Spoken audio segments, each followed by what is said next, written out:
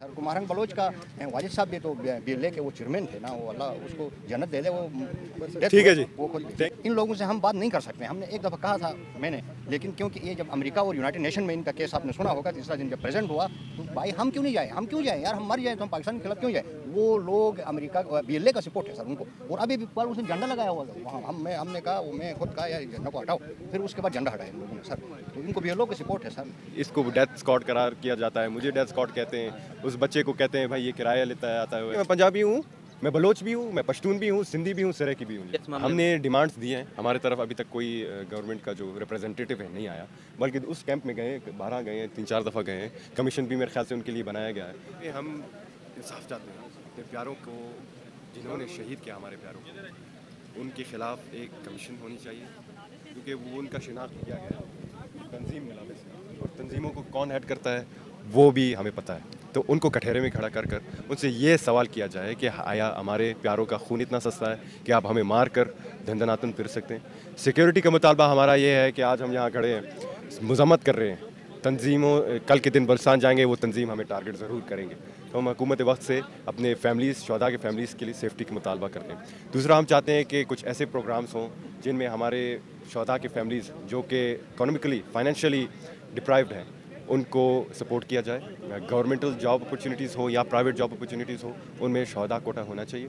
Education system, education institutions में शहदा कोटा होना चाहिए लवाकिन के लिए, ताकि उनकी रसाई जो है वो आला तालीम तक हो। और तीसरा, counter narrative against the propaganda. जहाँ हम बैठे हैं आज हमें डेथ स्कॉट करार किया जा रहा है। मैं खुद एक बलोच हूँ, मेरे खिलाफ प्रोपेगेंडा किया जा रहा है, टारगेटेड कैंपेन चलाया जा रहा है कि भाई ये पंजाबी है, इसका बाप डेथ स्कॉट चलाता था, ये आज रियासत के कहने पे इन किराए के लोग, वो तो हमें किराए के लोग कहते हैं। तो ऐसी चीज़ों से हमारे फैमिलीज़ को नुकसान पहुंच रहा है, उनके इमोशंस ख़राब हो रहे हैं। तो हम चाहते हैं कि ऐसे कुछ हो, ताकि जो फ्रीडम ऑफ एक्सप्रेशन का ये मतलब नहीं है कि आप सबके माएँ और बहनों पे करें, तो इनको काउंटर किया जाए। और ये हुकूमत का फंक्शन है कि एक सेफ़ और सिक्योर डिजिटल इन्वायरमेंट दिया जाए। अच्छा, आप भी बलूचिस्तान से ताल्लुक़ रखते हैं, किस इलाके से?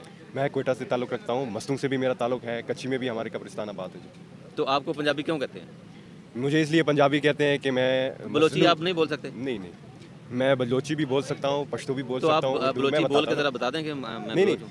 बिराबी भी मैं बोल सकता हूँ। मुझे इसलिए बलोची पंजाबी कहा जाता है कि हम यहाँ सिर्फ बलोच के लिए यहाँ नहीं मौजूद हैं, हम पंजाबी के लिए भी आए हैं। वो 9 पंजाबी जो कि तुर्बत में शहीद होते हैं, उनके लिए भी हम आवाज़ उठाते हैं। वो पंजाबी अफसर जो पुलिस अफसर है उसको शहीद किया जाता है, उसके लिए भी आवाज़ उठाते हैं। एक पंजाबी टीचर, पश्तून टीचर, उनको शहीद किया जाता है, नाइयों को शहीद किया जाता है, हम उनके खिलाफ खड़े हैं। तो मुझे अगर पंजाबी कहा जाता है, ठीक है, मैं पंजाबी हूँ, मैं बलोच भी हूँ, मैं पश्तून भी हूँ, सिंधी भी हूँ, सराइकी भी हूँ जी। पाकिस्तानी भी हो? पाकिस्तानी भी हूँ, इससे बढ़कर पाकिस्तानी हूँ, पाकिस्तानी। अच्छा, आप ये बताएं, ये मसाइल क्यों पैदा होते हैं? आप इसका हल कैसे निकालेंगे? देखिए जी, हम तो एक विक्टिम के तहत यहाँ मौजूद हैं। इसका हल गवर्नमेंट निकाले, एड्रेस करे ग्रीवेंसेस। तो आप तो गवर्नमेंट बलूचिस्तान की है। गवर्नमेंट तो हल करें ना, हल करें, ठीक है ना जी। तो इसीलिए तो हम आए हैं कि वो हल करें। तो आपने कोई पेशरफ्त या गवर्नमेंट ने कोई पेशरफ्त की है इस मामले में? हमने डिमांड्स दी हैं, हमारे तरफ अभी तक कोई गवर्नमेंट का जो रिप्रेजेंटेटिव है नहीं आया, बल्कि उस कैंप में गए, 12 गए हैं, 3-4 दफ़ा गए हैं। कमीशन भी मेरे ख्याल से उनके लिए बनाया गया है। तो अफसोस से कहना पड़ता है हमारी तरफ अभी तक कोई नहीं आया। तो उस कैंप का और इस कैंप का आपस में कोई इख्तिलाफ है? हमारा तो उनके साथ नहीं है, लेकिन बहरहाल उनका इख्तलाफात है, क्योंकि हमें यहाँ 5 दिन होते हैं और वो अपना कॉज को, जो इनका असल कॉज था, वो छोड़ के हमारे फैमिलीज़ पर तनकीद कर रहे हैं। वो छोड़ के इन्फॉर्मेशन इकट्ठा कर रहे हैं कि भाई इसके साथ कौन बैठ रहा है, ताकि हम उसको एक टारगेट कैंपेन के तहत उसको सर्कुलेट करें, प्रोपेगेंडा सर्कुलेट करें। तो इसको डेथ स्कॉट करार किया जाता है, मुझे डेथ स्कॉट कहते हैं, उस बच्चे को कहते हैं भाई ये किराया लेता है आता है पंजाबी। एक हमारा कश्मीर का रहसानी है, वो रहसानी कश्मीर में 500 से ज़्यादा कश्मीर रहसानी हैं उधर नीलम वैली में, वो ये इज़हार यकजहती के लिए आता है, उसको भी बड़ा चढ़ा कर देते हैं भाई पंजाबी बैठे हुए हैं। मतलब ये ठीक चीज़ नहीं है। आप अपना कॉज करें, हम अपना कॉज करेंगे, आवाम फैसला करें, ठीक है ना जी। हुकूमत को दोनों कैंप्स को, ग्रीवेंसेस को एड्रेस करें, ठीक है ना जी। हम आज भी जेन्युइन मिसिंग पर्सनस हैं उनको कंडेम करते हैं, लेकिन जिस चीज़ की हम खिलाफ वर्जी खिलाफ है वो ये है कि मिसिंग पर्सनस के तहत दहशतगर्दों को कोई भी सपोर्ट ना करे, एहलकारों को शहीद किया जो भी है जी। उसमें बीएलए की सपोर्ट है उनको सर, बीएलए की सपोर्ट है सर, महारन बलोच। हम किसी को नहीं कहते, हम किसी को नहीं कहते। हमारी मुतालबात ये है कि हमें सुने, बलूचिस्तान में अमन चाहते हैं। बिल्कुल हमने बहुत खून बहाया है, ना उस तरफ ठीक है लोग मारे ना, जाए, अमन के लिए हमने बहुत खून बहाया है। हमारा ये मुतालबा है कि अमन के साथ हम चाहते हैं। ये वो भी अमन चाहते हैं, आप भी अमन चाहते हैं, हम सब अमन चाहते हैं पाकिस्तान के अंदर। तो ये क्या आप समझते हैं कि कोई कोई गैर मुल्की एजेंसियां ये काम करती हैं जिसके नतीजे में हमारे अंदर ये तफरका पैदा किया जा रहा है? बिल्कुल बिल्कुल, आज मैं कहूँगा कि इंडियन तो सबसे इन्वॉल्वमेंट कौन है। सी एजेंसी आप raw raw research and analysis wing of India, ठीक है ना। इसकी सबसे बड़ी सबूत यह है कुलभूषण यादव। दूसरा जो इमाम शंबे एक लीडर था, उसने सरेंडर किया।